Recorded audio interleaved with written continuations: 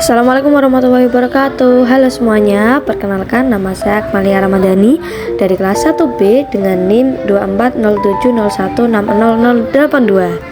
Sebelum lanjut ke videonya, jangan lupa like, komen, dan subscribe. Oke, jadi materi yang akan saya bahas adalah pola perkembangan dan tahap-tahap perkembangan.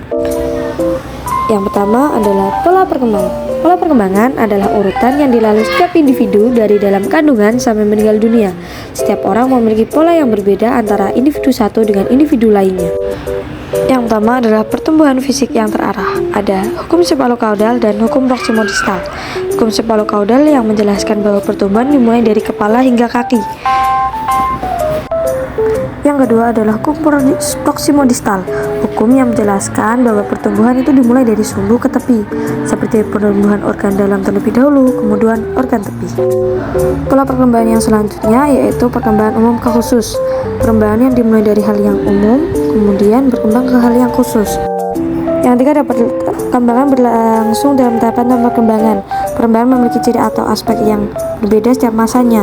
Pola perkembangan terakhir yaitu perkembangan yang dipengaruhi oleh kematangan atau belajar. Pada pola perkembangan ini biasanya dipengaruhi oleh lingkungan dan pengetahuan seiring berjalannya waktu, seiring bertambahnya usia individu tersebut. Yang selanjutnya adalah tahap-tahap perkembangan. Yang pertama adalah tahap pranatal, tahap yang dimulai dari bertemunya sel sperma dengan sel telur. Tahap ini biasanya tahap yang paling menentukan untuk tahap-tahap selanjutnya. Kedua adalah tahap bayi. Tahap ini ditandai dengan perkembangan sensoris dan motoris setiap individu. Yang ketiga adalah tahap kanak-kanak. Tahap ini biasanya individu mulai mengenal bahasa awalnya. Yang keempat ada tahap anak-anak. Tahap ini individu mulai bisa berpikir kritis dan tertarik pada hal-hal baru yang ia temui. Tahap yang selanjutnya adalah tahap remaja. Tahap ini biasanya memiliki ciri individu mulai menunjukkan pertumbuhan fisik serta perkembangan emosi. Tahap selanjutnya yaitu tahap dewasa awal. Individu mulai menyesuaikan terhadap dunia baru seperti dunia kerja atau dunia perkuliahan. Yang ketujuh yaitu tahap dewasa.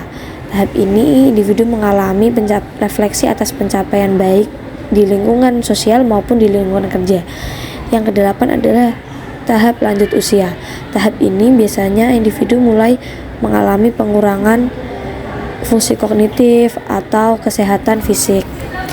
Jadi dari materi yang saya paparkan tadi, kesimpulannya adalah perkembangan individu memiliki pola-pola dasar. Setiap pola memiliki ciri tertentu pada setiap masanya. Perkembangan antar individu tidak dapat disamakan. Perkembangan juga memiliki tahapan-tahapan atau proses yang dimulai sejak di dalam rahim sampai meninggal dunia. Thank you everyone. Don't forget like, comment, and subscribe. Bye bye. Assalamualaikum warahmatullahi wabarakatuh.